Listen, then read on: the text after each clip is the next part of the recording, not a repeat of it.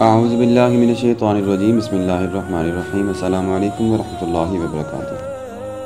بسم اللہ الرحمن الرحیم۔ آج کی ویڈیو میں ہم بات کریں گے حضرت فرید الدین گنج شکر رحمۃ اللہ علیہ کے بارے میں۔ آپ کی تبلیغ سے ہزاروں افراد اسلام کی نعمت سے آشنا ہوئے۔ آج ہم انہی کی بایوگرافی، ہسٹری اور ڈاکومنٹری کے بارے میں بات کریں گے، ہمارے ساتھ ہی رہے گا۔ اگر آپ نے ابھی تک ہمارے چینل کو سبسکرائب نہیں کیا تو چینل کو ضرور سبسکرائب کیجیے گا اور بیل آئیکن کو بھی ضرور پریس کیجیے گا۔ ہم ویڈیو کا باقاعدہ آغاز کرتے ہیں۔ انہیں چند بے حد پیچیدہ علمی مسائل کا سامنا تھا۔ ان کا شمار دہلی کے ممتاز ترین علماء کرام میں ہوتا تھا۔ بہت سے دقیق اور الجھے ہوئے مسائل ان کی نظر سے گزرے تھے، لیکن اس بار جو مسئلہ ان کو درپیش تھا وہ بہت ہی مشکل تھا۔ بہت کوشش کے باوجود وہ ان مسائل کو حل نہیں کر پا رہے تھے۔ تھک ہار کر بے حد کوشش کرنے کے باوجود انہوں نے اس مسئلے کو حل نہیں کیا، اور اس کے بعد وہ دہلی کے دیگر علماء کرام سے رجوع کرنے کا انہوں نے فیصلہ کر لیا۔ وہ کئی علماء کے پاس گئے اور انہیں ان علمی مسائل سے آگاہ کیا، لیکن تمام اہل علم حضرات نے اپنی کوشش کرنے کے باوجود یہ بتا دیا کہ یہ مسئلہ ان کے حل سے باہر ہے۔ آخرکار انہوں نے سوچا کہ بخارا جا کر وہاں کے نامور عالموں سے کیوں نہ مدد حاصل کر لی جائے۔ انہوں نے سفر کی باقاعدہ تیاریاں شروع کی، بہت سی اہم کتابیں جانوروں پر لدوائیں اور بخارا کے سفر پر روانہ ہو گئے۔ ان کا یہ سفر دہلی سے ہوتا ہوا قافلہ مغربی پنجاب میں داخل ہوا۔ جب وہ دریائے ستلج کے کنارے پر پہنچے تو انہیں ان کے ایک ساتھی نے بتایا کہ یہاں اجودن کے قصبے میں ایک بہت بڑے عالم اور بزرگ رہتے ہیں، کیوں نہ ان سے علمی مسائل کے بارے میں پوچھ لیا جائے، ہو سکتا ہے ہمیں جواب بھی مل جائے۔ دہلی کے ممتاز عالم نے سوچا کہ اس میں کوئی حرج نہیں ہے، ہم پوچھ لیتی ہیں۔ وہ اجودن میں ٹھہر گئے اور اپنی بہت سی کتابیں لے کر ان بزرگ کی خدمت میں حاضر ہوئے جن کا ذکر ان کے دوست نے کیا تھا۔ بزرگ ایک سادہ سی چادر اوڑھے کمبل پر تشریف فرما تھے۔ ان کا چہرہ ایک پاکیزہ صفت اور مہربان انسان کا چہرہ تھا۔ دہلی سے آنے والے عالم نے سلام کیا، پھر اپنے علمی مسائل بزرگ کی خدمت میں پیش کر دیے۔ بزرگ نے پہلا مسئلہ پڑھا، اس کے بعد اس پر علمی بحث کا آغاز کر دیا۔ آپ مختلف کتابوں اور قدیم فقہا اور علماء کے حوالے دیتے جاتے تھے اور مسئلہ سلجھتا چلا جاتا تھا۔ تھوڑی دیر میں تمام کے تمام مسائل اس طرح سے حل ہو گئے جیسا کہ انہیں کوئی مسئلہ درپیش ہی نہیں تھا۔ اور ان مسائل کو حل کرنے والے بزرگ کون تھے؟ یہ عظیم بزرگ تھے حضرت فرید الدین گنج شکر رحمۃ اللہ علیہ، جو بابا فرید کے نام سے مشہور ہیں، اور جن کی دعوت، تبلیغ اور اصلاح معاشرہ کی تحریک کے نتیجے میں وسیع علاقے میں اسلام کا اجالا پھیلا اور ہزاروں افراد کو راہ ہدایت بھی میسر آ گئی۔ اور دہلی کے ممتاز عالم تھے جنہوں نے سوال پوچھے تھے۔ حضرت بدرالدین اسحاق جو اپنی بقیہ عمر حضرت فرید الدین کی خدمت میں ان کے معاون بن کر رہے، بابا فرید نے اپنی ایک صاحبزادی کی شادی بھی حضرت بدرالدین اسحاق سے کر دی تھی، جنہوں نے ان سے سوالات کیے تھے۔ آپ کا نام مسعود اور لقب فرید الدین ہے، تاہم آپ گنج شکر کے لقب سے زیادہ معروف سمجھے جاتے ہیں۔ آپ کا سلسلہ نسب 8 پشتوں کے بعد جا کر حضرت عمر فاروق رضی اللہ تعالیٰ عنہ سے جا ملتا ہے۔ چنگیز خان نے کابل اور دیگر علاقوں پر اپنی فوج کے ساتھ حملہ کیا تو مسلمانوں کی بڑی تعداد نے برصغیر پاک و ہند کا رخ کیا۔ ان میں حضرت فرید الدین رحمۃ اللہ علیہ کے دادا قاضی شعیب بھی شامل تھے۔ وہ اپنے 3 بیٹوں کے ساتھ پہلے لاہور آئے، پھر سے وہ یہاں سے ملتان کے ایک شہر میں چلے گئے جس کا نام کھوتوال ہے۔ اس قصبے کا نام کھوتی وال بھی رکھا گیا اور آج کل اسے کوٹھی والی کے نام سے بھی جانا پہچانا جاتا ہے۔ کھوتی وال میں قاضی شعیب کو قاضی جج مقرر کر دیا گیا تھا۔ قاضی شعیب کے ایک بیٹے شیخ جمال الدین سلیمان تھے۔ ان کی شادی ملا وجیہ الدین کی بیٹی مرسم خاتون سے ہوئی تھی۔ اللہ تعالیٰ نے شیخ جمال الدین کو 3 بیٹوں سے نوازا تھا، محمود، مسعود اور متوکل۔ محمود کو عزاء الدین کا لقب ملا، متوکل نجیب الدین کہلائے اور مسعود کو بابا فرید کے نام سے جانا جاتا ہے۔ یہی فرید بڑے ہو کر بہت بڑے عالم اور عظیم صوفی بنے، گنج شکر کہلائے، جنہوں نے مغربی پنجاب کے بڑے حصے میں اسلام کا نور عام کرنے کی ناقابل فراموش خدمات سر انجام دی۔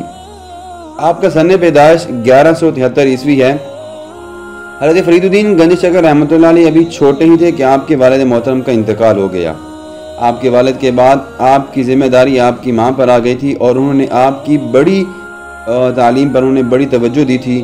شیخ فرید کو ابتدائی تعلیم اپنے آبائی گاؤں میں اپنی نگرانی میں آپ کی والدہ نے دلوائی تھی۔ اس کے بعد آپ مزید تعلیم حاصل کرنے کے لیے مختلف علاقوں میں آپ کو بھیج دیا گیا۔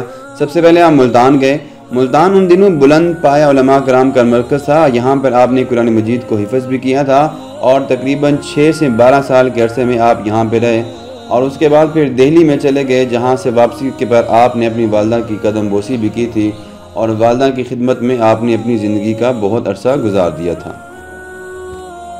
حضرت فرید الدین گنج شکر رحمۃ اللہ علیہ کے ایک مرید بھی تھے اور جن کا نام ہے حضرت قطب الدین بختیار کاکی رحمۃ اللہ علیہ، اور وہ آپ کے بارے میں بے تحاشا الفاظ انہوں نے ایسے کہے ہیں جو کہ تعریفی الفاظ پر مشتمل ہیں۔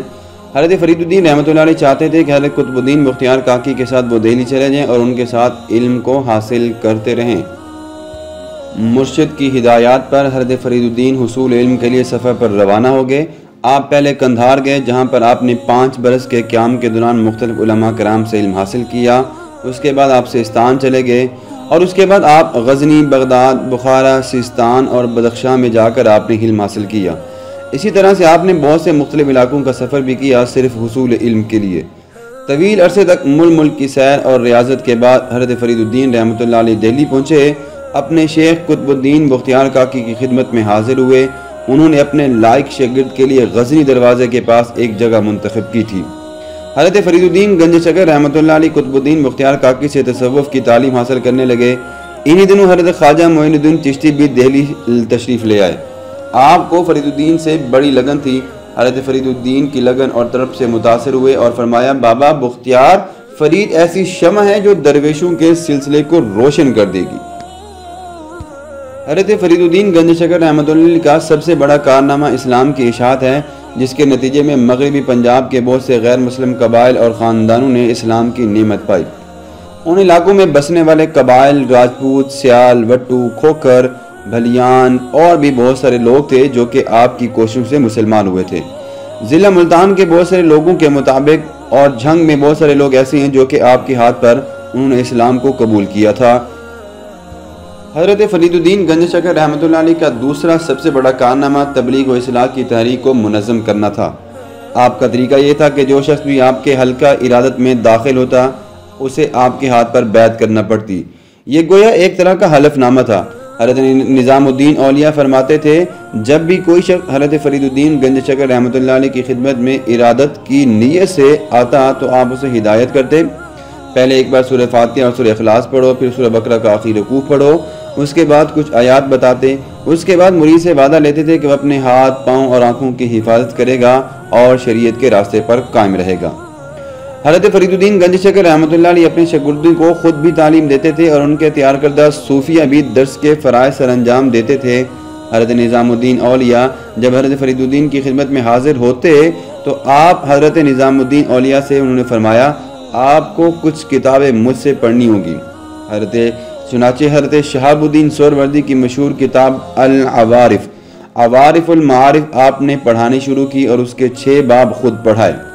حضرت فرید الدین رحمۃ اللہ علیہ اپنی مریدوں کی اخلاقی تربیت کا بھی بہت زیادہ خیال رکھا کرتے تھے۔ آپ خود ہمیشہ نماز باجماعت کے ساتھ ادا کیا کرتے تھے اور اپنے شاگردوں کو بھی اس کی سختی سے تاکید فرماتے تھے۔ آپ کا حکم تھا کہ اگر کسی جگہ پر صرف 2 افراد موجود ہوں اور نماز کا وقت ہو جائے تو انہیں بھی باجماعت نماز ادا کرنی چاہیے۔ آپ کا یہ حکم حضور اکرم صلی اللہ علیہ وسلم کے ارشاد کے عین مطابق تھا۔ آپ فرماتے تھے کہ اللہ تعالیٰ نے جو دینی اور دنیاوی نعمت پیدا کی ہے وہ صرف اور صرف نماز ہے۔ حضرت فرید الدین گنج شکر رحمۃ اللہ علیہ کی ایک شادی ایک بیوہ خاتون سے ہوئی تھی اور ایک شادی ایک روایت کے مطابق غیاث الدین بلبن کی بیٹی سے ہوئی تھی۔ بلبن نے بابا صاحب کے ہاتھ پر بیعت کی تھی۔ حضرت فرید الدین کو اللہ تعالیٰ نے 5 صاحبزادے اور 3 صاحبزادیاں عطا کی تھیں۔ حضرت فرید الدین گنج شکر رحمۃ اللہ علیہ نے جن بزرگان نے دین سے علم حاصل کیا ان کی اب بہت زیادہ عزت کیا کرتے تھے۔ 13 اگست 1271 عیسوی کی شب حضرت بابا فرید الدین رحمۃ اللہ علیہ نے نماز عشاء کی جماعت ادا کی۔ اس کے بعد آپ پر غشی طاری ہو گئی۔ کچھ دیر بعد ہوش آیا تو آپ نے پہلا سوال یہ کیا کہ کیا میں نے عشاء کی نماز ادا کر لی ہے؟